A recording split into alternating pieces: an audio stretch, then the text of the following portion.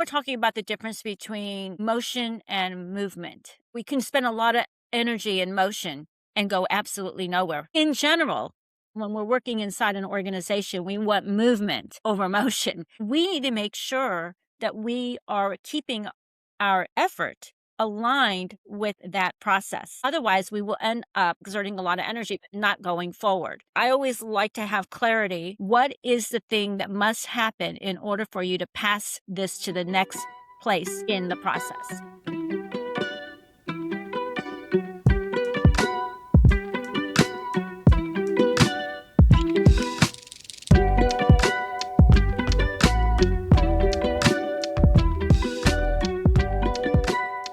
Welcome to Beyond the Build, the podcast where we talk with marketing and agency leaders about the work behind the work, how teams scale, where processes break, and what it really takes to turn strategy into shipped digital experiences. I'm Sean Johnston. My guest today is Laura Patterson, president of VisionEdge Marketing. Laura works with organizations to improve marketing performance, alignment, and execution, often helping leadership teams understand why strong strategies don't always translate into speed or results. Laura, welcome to the show. Thank you, Sean, for having me. I'm excited about our conversation. To get us started, can you tell us a bit about your role and the kinds of organizations you work with the most often? Since 1999, I've been at the helm of VisionEdge Marketing, and we're a growth strategy firm.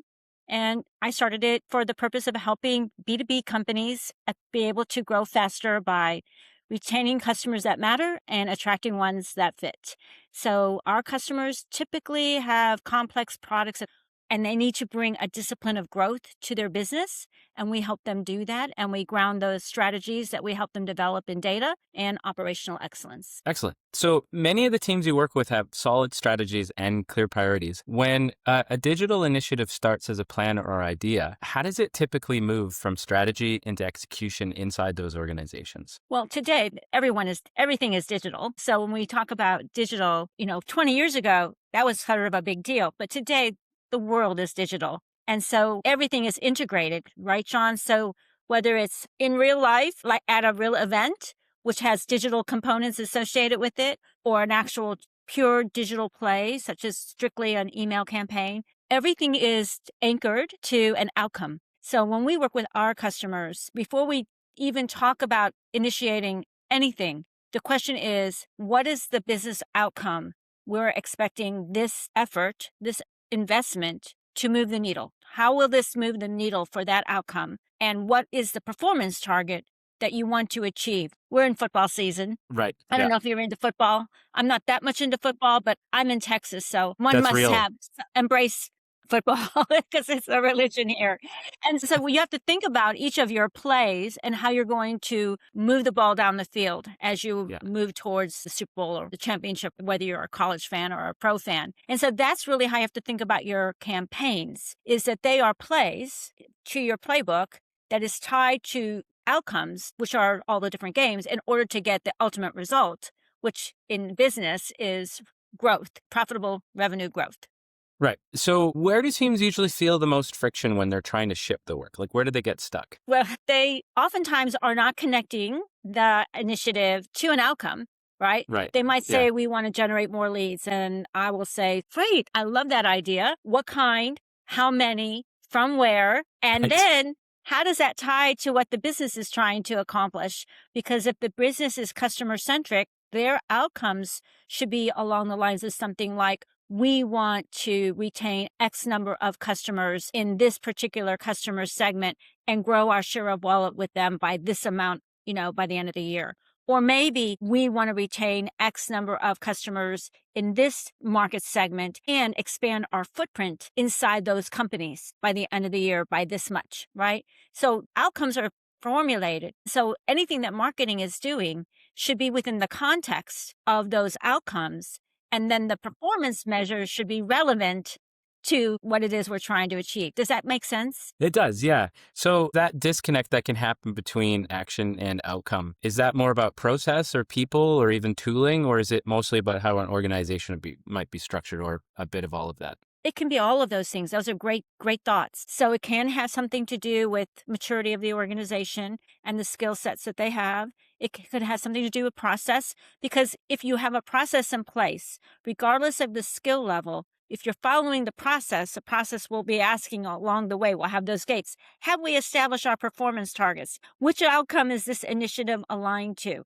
What is the expectation in terms of how these performance targets are going to align to what the goals are, targets are, right? So the process would have those gates along the way. So typically, even if you had someone who was relatively young in their career, if they followed the process, they might not get the answers exactly right, but they would at least understand what they need to do.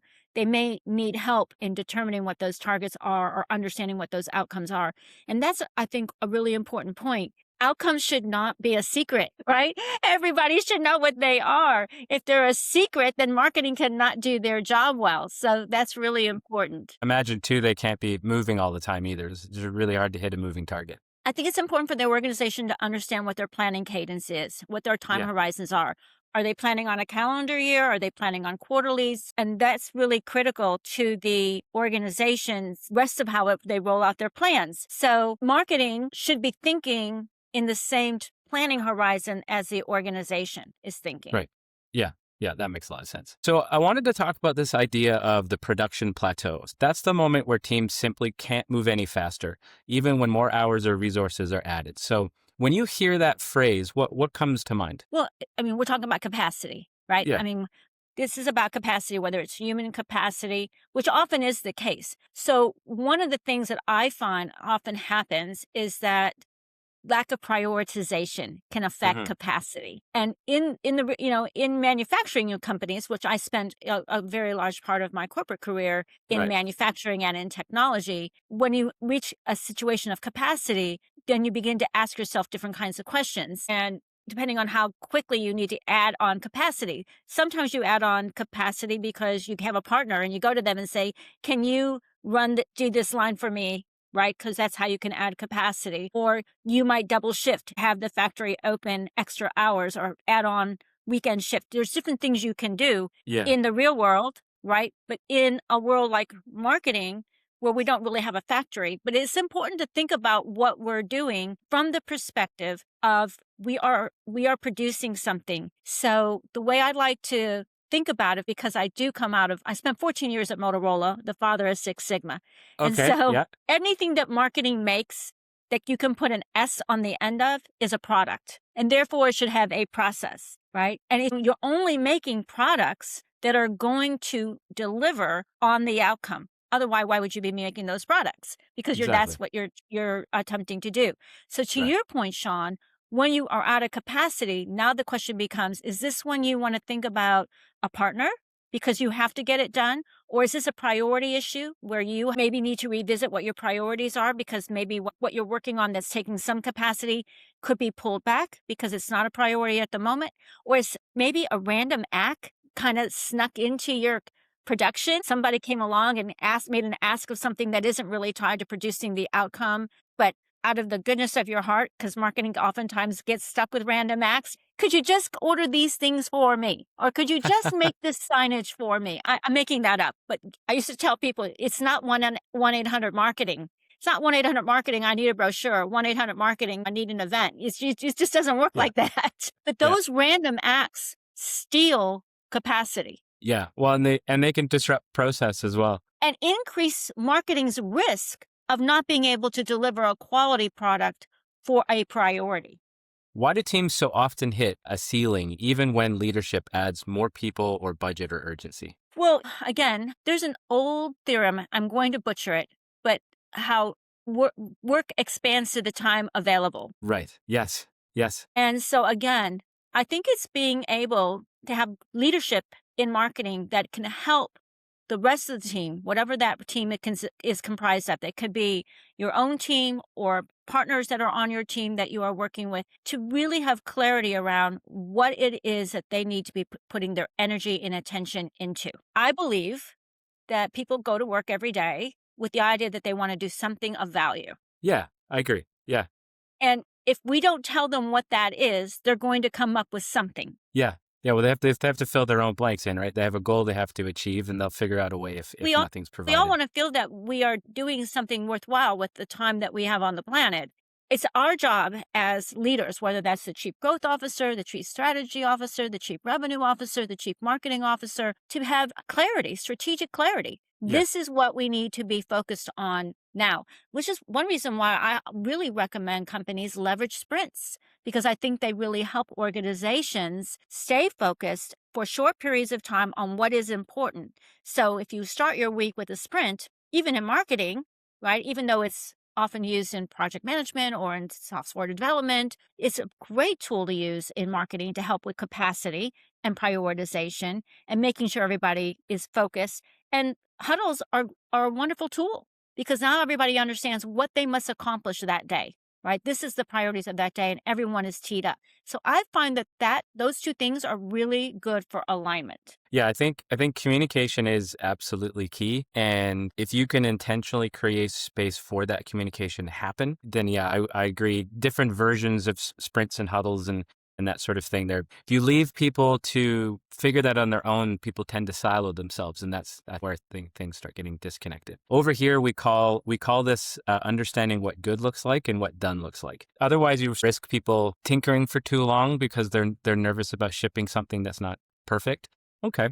What roles do like CMSs or digital platforms tend to play in either accelerating or constraining that execution? A tool is only as good as the people who know how to use it. Those That's are true. tools. I've told this story many times, and I will try to make it brief here. People who know me know that my father was very much a handyman, and he had all kinds of tools in his work area. I was probably only 3 or 4 years old when I got my first little red toolbox that had a little hammer, a little wrench, a little screwdriver. I felt very good. I would walk around with my little toolbox when he was working on projects. And he often Yeah. took me to the hardware store. In those days, hardware stores were not like Home Depots or Lowe's. They were really neighborhood hardware stores. And we would go into the neighborhood hardware store together and I would roam around and look at all the cool stuff. One time, as we were getting ready to leave, I wanted to show him something that I thought was very cool. I was probably only 4 years old. I was pulling on his shirt saying, "Daddy, I want to show you this tool." And I take him over to something and I say, "This looks really cool and we don't have one. We should have something like this." Later on, I learned that it was a bandsaw, which I had Okay. absolutely no clue, but it was cool. And Yeah, he looked at me and says, they "Do you are know what cool. that is?" And I didn't know what it was. But the lesson he wanted me to have from that encounter was, if you don't know how to use something and do it manually well, when you get a tool to do it, you can do more damage faster. Yeah. That was the lesson of the day. So Yeah. I think that we have to make sure that when we put technology in for marketing, and our MarTech stacks can get quite extensive, whether Yeah. that's a content management system that you're tied to with SEO and AI and all of that, or it's your CRM system that you're connecting everything with, whatever it might be, that's all there. You have to be proficient in using it if you want it to do the job of accelerating your ability to get something done. Otherwise, you could just be able to do more damage faster. Yeah, I love that story. I'm a son of a carpenter as well, so I spent a lot of my childhood in a wood shop. So back to communication collaboration a little bit. Like, where do handoffs between marketing, design, or even development most often break down from your experience? Well, it's not just marketing that happens in. That's true. It can happen in product development too. So I think one of the places that often is skipped in marketing, a step that is skipped often in marketing, 2 steps that are not skipped typically in product development, is what's known as a market requirements document, or the MRD, and the Okay. product requirements document and the PRD. So if you think of marketing along the lines of a factory and the things that we are producing are products, they should always have an MRD and a PRD. And then, of course, a creative brief to help you with the design concept, which is in the product world, a spec. So these are basic tools, for lack of a better word, tools that are used in other parts of the organization to try to ensure that we don't have a lot of redo. We don't have to go back in the process and start again, which costs money and time and affects quality. So in marketing, if we have PRDs, MRDs, and specs, which I highly recommend, they will make those handoffs a lot better. And in the end, of course, a product organization will have a QA step.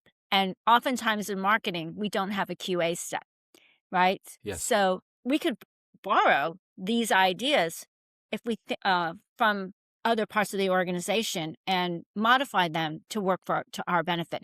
And that's when I was inside and running marketing. Those were tools I implemented, and it did reduce waste. It did reduce rework because everybody was on the same page. We had an agreement. I also think SLAs, service level agreements, are really important if you're working with third parties. Yeah, no, I If your would design, 100% for agree. example, Yeah. your design is done somewhere else, not in-house, or execution is done somewhere else and not in-house. So make sure you have really good service level agreements. Yeah. Yeah, I agree with that. Documentation is an extremely important part of any process, and one of the ones most often overlooked because it's extra work and people are moving quickly. But I find good documentation saves you significantly more time than it costs you. That's been my experience. Yes, mine too. So just touching on the human side of things. When output stays flat but effort stays high, what have you found it can do to teams emotionally? Well, now we're talking about the difference between motion and movement, right? So we can spend a lot of energy in motion and go absolutely nowhere. What comes to mind, of course, is running in place. You can burn a lot of calories. Yeah, running to stand still. I mean, there are times that maybe that's a good thing to do if you just need a break and you have to get your heart rate up or for some cardio or whatnot. But in Yeah. general, when we're working inside an organization, we want movement over motion, right? Yeah. And the goal is within the required time. So here's a thing for people to, once again, a wonderful tool back from manufacturing. Typically, there is a customer requirement date. This is the date that something must be finished, right? And then you take that date and you say, well, then it must be QA'd by this date. And delivery takes some amount of time. Production takes some amount of time. And all the gates take some amount of time. And development. So you've got development, production, delivery. If you're thinking in terms of what kinds of programs that you're creating inside marketing. So we need to make sure that we are keeping our energy, our effort aligned with that process, because otherwise we will end up doing jumping jacks and exerting a Yeah. lot of energy, but not going forward. I always like to have clarity when I was in the seat, and I try to encourage people we work with. What is the thing that must happen in order for you to pass this to the next place in the process? Right. Now, small organizations, the next place in the process might be you, right? So, but still, what is it that is the indicator that this piece, this product, is ready for the next part of the process? And how long do you have to do that? So if you can be focused on the time frame in which you have to do that, I think that's something, again, many marketing organizations aren't thinking about: development, production, delivery, and having that process. I mean, what we've been talking about this whole time is good communication and tools to support that, and processes to enable you to get the work done. Yeah, I love that whole concept of motion versus movement. We call it spinning here, just as our vernacular. If you're just spinning around, you're not actually doing anything. You're doing something, but you're not moving forward. So yeah, that's really wise. Spinning is good too. Spinning is a great word. So maybe just to switch gears a little bit and move to leadership, because you do work with a lot of organizations in this capacity. What's a common misconception that leaders have about why work isn't moving faster? Again, I think we're back to communication, why work isn't moving faster. I don't know if speed is important. Leaders are more interested in results, right? And if you're communicating with them on a regular basis, again, every organization is different. Some organizations have updates monthly. Others maybe every couple of weeks. Some are maybe weekly. So it just depends on what your reporting cadence is. But I think that it's important, if you're leading the marketing organization, to have ways to communicate with your leadership team, whether things are on track or off track. And if they're off track, what are you doing to get it on track? Or is Right. it even fixable, right? Yeah. It's our job as leaders to be communicating, not the other way around, where they're asking, where is it? Why don't I have it? Why haven't I seen it? Why don't I know where it's at? There are easy ways to do that aren't, so burdensome that you're stopping work to do reporting, because that's Yeah. frustrating to the people in the organization. Stopping work to do reporting. Having good ways to communicate with your leadership team with that, here's the 5 things or the 10 things or the 20 things, whatever the things are, and quickly on track, off track, but we'll be back on track. Off track, we'll never be back on track. And Right. it blew up. Yeah. It can be as simple The as wheels that. are off. Yeah. So, what tends to be the hardest for leaders to let go of when they're trying to improve speed? You get certain leadership styles, and they get focused on certain ways of doing things and trying to implement, like what you said, some of these visibility and communication pieces around reporting. Where do some types of leaders get stuck in shifting to that perspective versus maybe something that is a little less reasonable or focused? So, change, and some of the things Yeah. we're talking about would require change. When you're changing from doing something that you're used to doing to something that you're not used to doing, you usually aren't as proficient at what you had been doing before, which is why people have a tendency to resist change and slide back into what they were Right. doing before. Yeah. Sean, do you do any kind of sports? I mean, in my youth, yes, my knees aren't what they used to be. Well, we'll pick. I'll pick a sport that I watch my husband with it on a regular basis, golf. And when you're having trouble with your game, you might have to make an adjustment to your swing, or change something. And you go and you practice and you try work on changing it, but it's awkward. Because it's awkward, sometimes it's just easier to give up on trying to make the change. And then when it's time to actually play the game, even though you've practiced and practiced and practiced and you think you've got it down, and you start playing the game and you just fall back into that routine.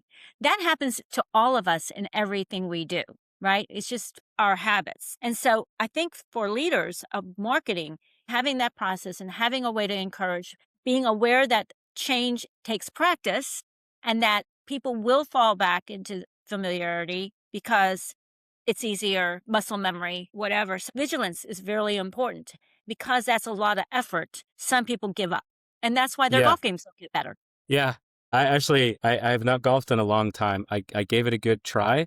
That was before kids when I had a lot of time, but I did. I remembered a couple of times trying to shift some part of a swing, and I got way worse before I got better. Yeah, I understand what you're saying there. So just in this realm then, when we're talking about comfort with change and the way to implement that in a way that's intentional, what's one shift, structural, procedural, or maybe mindset related, that tends to unlock the momentum that change can bring? I think sprints and huddles is a shift for many organizations. I think that's a shift that anyone can make, and it will be awkward at first because you're asking people to do something and they'll feel like they're being slowed down because huddles do take time in the morning and you're asking everybody to do stand up for 15 minutes or whatever. I think that's a shift that anyone can make. It doesn't cost a lot of money, and it gets better over time with practice, and it does help the organization deal with capacity challenges, right? Because it goes Right. all the way up the organization if you're doing it right. So that's a very simple shift that can move the needle for many organizations. I think having clarity around the outcomes, don't start anything if you don't know what the outcome is that you're trying to support. That's a simple question. I always say, do you know what the outcome is for this initiative that you're doing? If you don't know what the outcome is, you need to stop right now. Yeah. Go find out, Yeah. right? Yeah. That's a shift. Understanding what success is, to your point earlier, what is the performance target? What are we aiming for? Let's not get us into doing something and then we're measured after the fact. Then we'd say, oh, it was great. But the leadership team says, no, it wasn't great. Or the finance guy says, no, it wasn't great because we didn't have agreement on what great was going to be, what good Yeah. was going to be, what Right. success was going to be. So that's really important. Those three things, which are all simple, take absolutely no money, are things that any organization can implement. Yeah. And I think when we're talking about this sort of stuff, it's important to touch on the human element of this, right? To be able to ask questions and ask for clarity. That comes with agency and safety. And if an employee doesn't feel that, then they're not going to do that. So I think that's a lot of what we're talking about does require a certain level of emotional intelligence or even safety within a workplace for people to be able to work this way. So For sure. yeah, and in that space, like, what do marketing teams need in order to safely self-serve more digital work? Like agency and being able to understand this clarity means they're able to do their work more efficiently, productively. And the more autonomy we can have people working with, the quicker everything goes. What do they need to safely be able to do that? I think you hit the nail on the head. Culture plays a role in the success of any organization, not just marketing. The success of any company, culture plays a major role. And the leader, what kind of leader are you going to be? You can be a results-oriented leader and still empower your people. If you're clear about what success looks like and what you expect of them in terms of their role in delivering that, and you give them some opportunity to demonstrate that they can move the ball down the field, right? What kind of, coach are you going to be on the football team? And really, that's a leadership question. And that leadership style, it permeates the rest of the organization. That's how people interact with each other. That's a very key part. And to your point, you need to feel okay about asking, but it's the way you ask it that's important too. Yeah. So it's important to be able to ask it not in a defiant way, but in a way of saying, I'm here to help this organization succeed. I Yeah. want to do a really good job. My team wants to do a really good job. We're 100% behind you. Here's what we need in order to make sure that we can help the company get where you want it to go, right? Yeah. That's a different way of approaching a leadership than in some defiant, rebellious, or caustic way. Yeah. We regularly use the Jerry Maguire GIF over here. Help me, help you. So yeah, I Yes, can relate. Yeah. exactly. It was a good movie. So when you think about a modern, efficient marketing execution model today, what does that actually look like? What are my choices? Because there's a lot of different ones, right? You got to figure that out for your organization. I do hope that it's an organization that has a model around accountability, alignment, right? That has operational excellence at its heart. Because to your point earlier, it's not about perfect. So it's, process oriented, outcome oriented, and customer centric. I mean, I Yeah. would think that the model would have these kinds of elements in it, data driven. Those would be elements I would believe that the modern successful marketing organization is leveraging today. I'll Yeah. repeat those. And maybe your model has some or all in different degrees.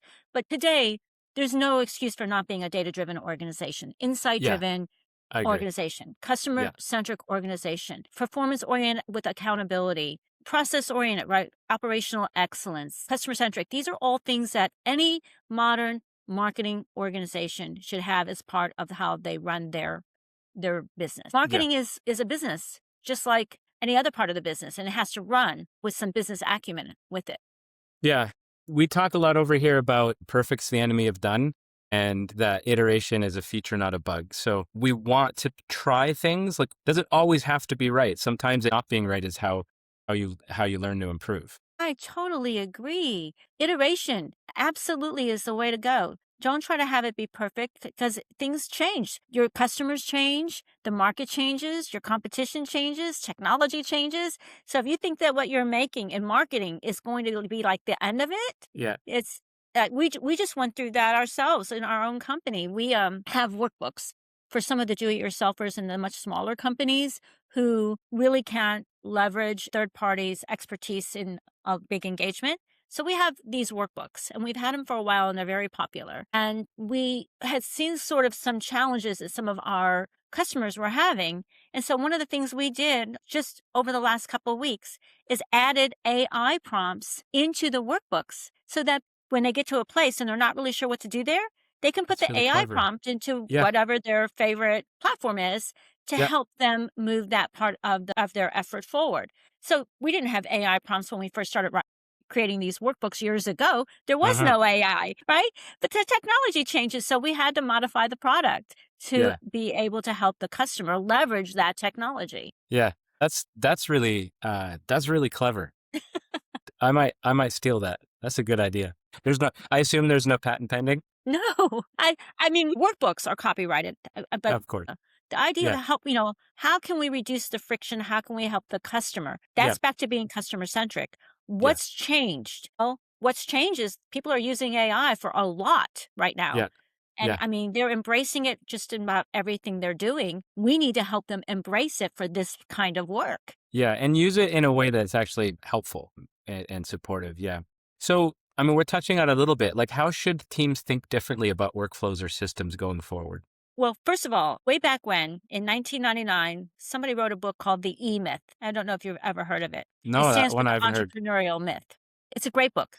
And one of the key points of the book is you are a slave to your business if you don't have your processes documented, which played to me because having come from a company like No, Motorola, I lived that. right? If you couldn't process map in your sleep, you probably weren't going to stay in the company very long, right? So Yeah. process mapping is something you just learned how to do out of the gate. My point is, in today's world, because technology is changing rapidly, you need to have your processes documented in a way that allows you to make rapid iterations to your processes. Yeah. Yeah. Yeah. While keeping everybody on the same page. I actually remember this inflection point in in our own company growth, where I realized that all roads led to me and there was only so much of me to go around. Yeah. I actually remember I booked a whole week off and I dumped all of the processes in my mind into a document and gave that to the team to codify and clean up and run with. And that was genuinely one of the best things I ever did.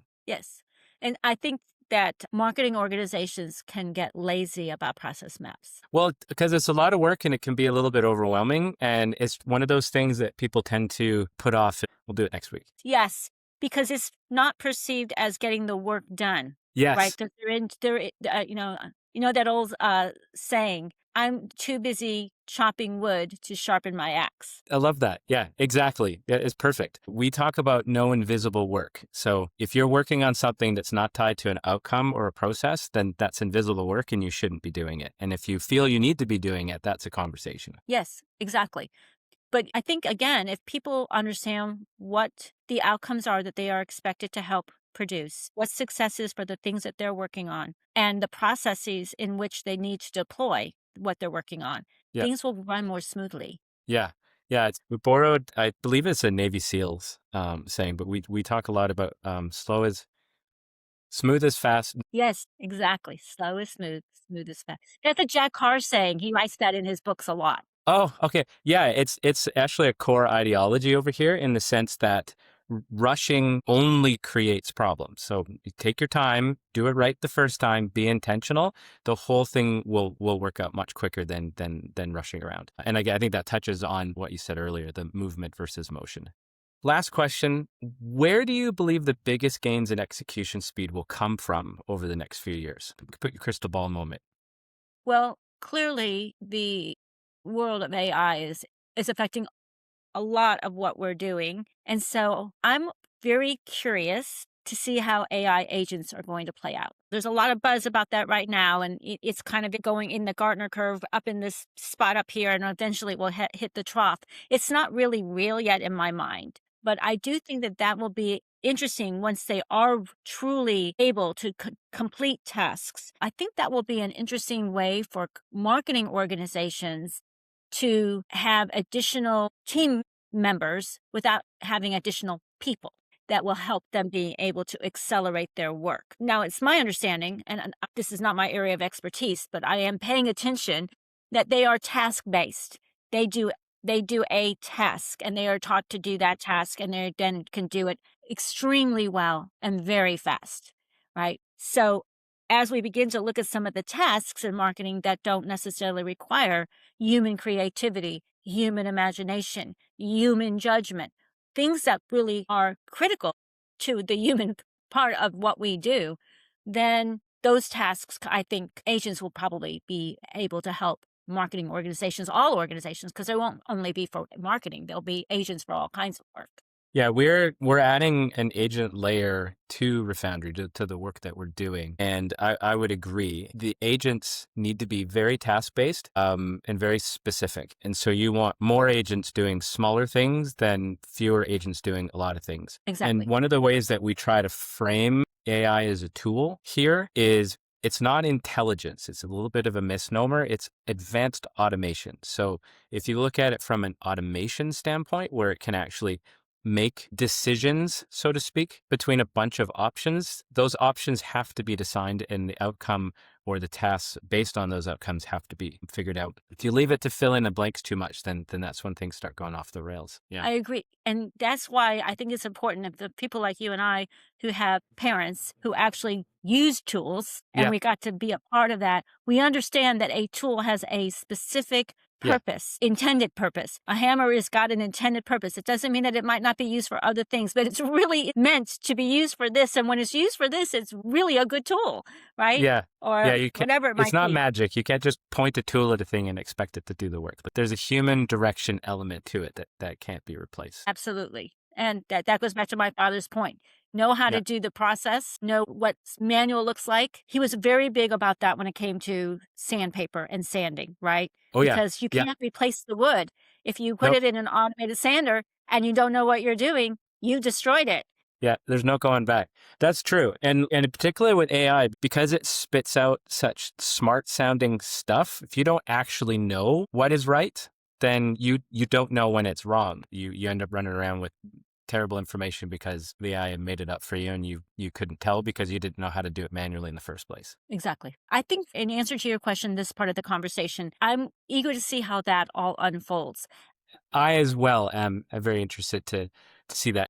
All right. Well, this was a lovely conversation. Thank you. So that's a wrap for this episode of Beyond the Build. A huge thank you to Laura Patterson for sharing such a clear and thoughtful perspective on why marketing teams hit execution ceilings and what it really takes to move beyond them. Laura, thanks for being on the show. Thank you for having me. It was a great conversation. If you're a marketing leader or a digital operator and today's conversation resonated, stay tuned. There's a lot more coming this season. Thanks for listening, and we'll see you in the next one.